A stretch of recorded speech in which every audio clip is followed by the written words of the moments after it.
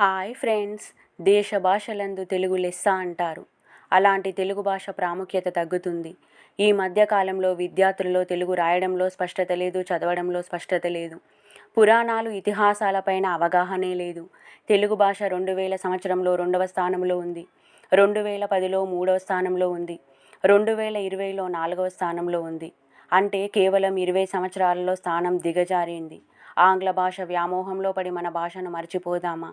ఇంట గెలిచి రచ్చ గెలవాలి అన్నారు పెద్దలు. ముందుగా మన తెలుగు భాషపై పట్టు సాధించండి. చివరికి 2 రాష్ట్రాల్లో తెలుగు మీడియం పాఠశాలలు లేవు. పరిస్థితి ఇలాగే ఉంటే కొద్ది రోజుల్లో తెలుగు రాసేవారుండరు, చదివేవారుండరు. ఆలోచించండి ఫ్రెండ్స్. మన తెలుగు భాషను కాపాడుకోవలసిన బాధ్యత మన చేతిలో ఉంది. మన తెలుగు సాహిత్యాన్ని కాపాడుకుందాం. దీనికోసం మనం ఏం చేయాలి అనేది మీ అభిప్రాయాన్ని కామెంట్ బాక్స్లో పెట్టండి. షేర్ చేయండి. ప్లీజ్ మీ అభిప్రాయాన్ని తెలపని వారు చివరికి తెలుగు తల్లి